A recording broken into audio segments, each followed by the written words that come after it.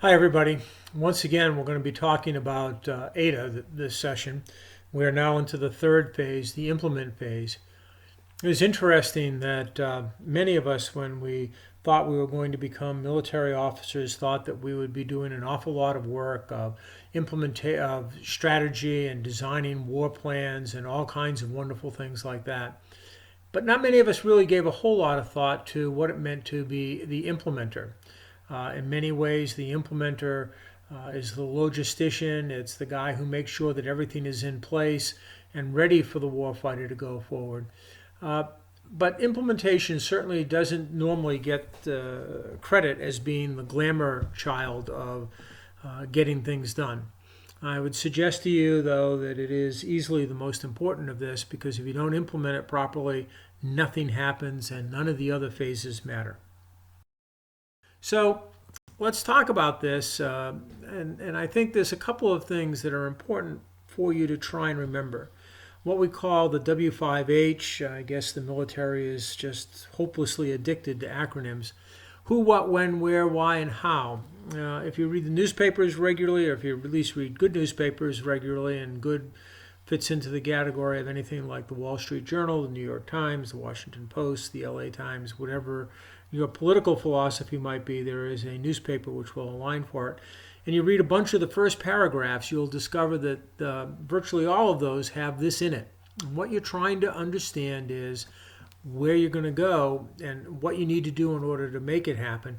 And you need to define it in terms of this W5H sequence, I think. There's a bunch of other factors that you need to understand as you go forward, and we talk about those a little bit here. Clearly, looking at implementation in any kind of detailed way would require a huge amount of effort to bring it all together. We're just going to scratch the surface. So we're in our third box, and you can see the various things that we talk about. One of the things that will be important, I think, for you in implementation is the whole idea of being specific about what's going to happen. I'll talk about that in slides to come. But unless you are very, very specific about what is going to happen, who's doing what, and when they're going to do it, and where they're going to do it, and all that kind of stuff, the odds are it won't get done. The simple truth is that it's an awful lot more effective to say, Lieutenant Jones will be responsible for a given specific action and it will get done by a given specific date than to say the S3 organization has the lead on that same action. You can just, by the tone of the words, understand the difference the specificity makes. So as we look at all of this stuff, what we start with is a strategy. And really the strategy is what you figured you were going to do coming out of the decide phase. And you've got a whole series of plans that you think you're going to try and make real. And what you discover as you move forward is that there's an awful lot of impediments to it. And the impediments, I think, we try to illustrate with a bunch of little gray arrows here, which say that, you know, the direction you thought you were going in might not be the direction that you're finally going to take. And the colored arrows begin to show that you have different kinds of things that might be taking place, leading to what you hope are very, very real outcomes. The outcomes that you had chosen would be your end state or your end goal. Remembering that there is no permanent end goal in any of this stuff. There are people who thought that the F-4 was going to be the final fighter-bomber aircraft, and clearly that was not accurate. We change these things over time and space, and you need to be flexible enough to understand that that can happen. So you look at the execution plan, and you start with the SMART sequence, the specific, measurable, attainable, results-oriented, and time-bound. These are things that you want to make sure you're doing, and you want to make sure that you understand why it is that you're doing all this stuff. That will go an awful long way towards trying to make sure that people are on board with you. If you explain to people why it is they're doing stuff, you're almost always going to be better off than if you keep them in the dark. Then the other factors that are important to sort of follow on to that, the what, the who, the when, the where, and the how, all really follow pretty nicely out of why, I believe. And as I mentioned earlier, I think it's really, really important to be as specific as you possibly can as you look at all of these things in your execution plan. Specificity is likely to make the actions real. They're likely to give people ownership of the actions, and you're much more likely to be successful as a result. So we look at a whole series of cascading objectives, and this really is an iteration on the slide before, and it tells us what we are going to try and do in order to get to achieving the various goals we have. And it talks about the each of these in terms of cascading. So you have strategic objectives 1 and 2, and you can see that these boxes, as they follow through, are really ideas or instantiations of how is it that we're going to go about getting to each of these objectives. And we want to make sure that those align with our strategic plans and our understanding of what it is we're trying to accomplish. So underlying all of that, as I said earlier, is the why of the problem. And if you don't do the why particularly well, you're likely to not be very successful. The readings talk about the domains of implementation.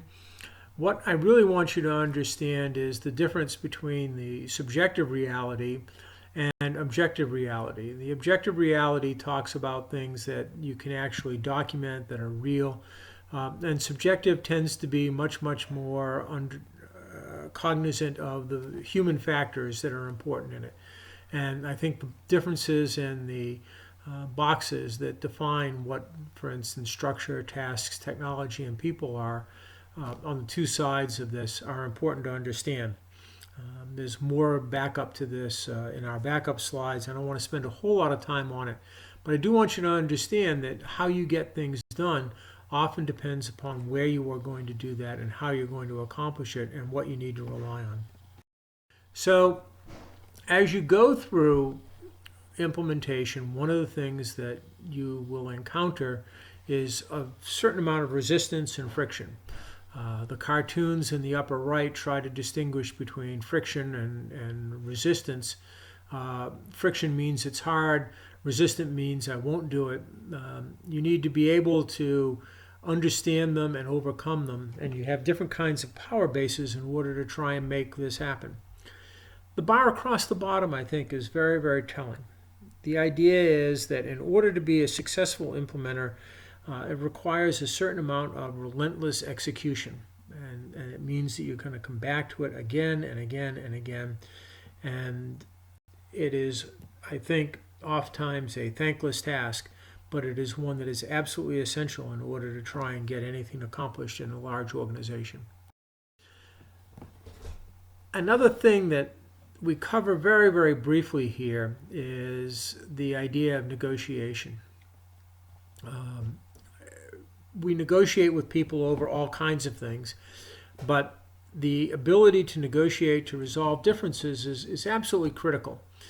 The readings talk about all of these things. The one that I want to highlight for you is in the middle of this, which is the best alternative to a negotiated agreement.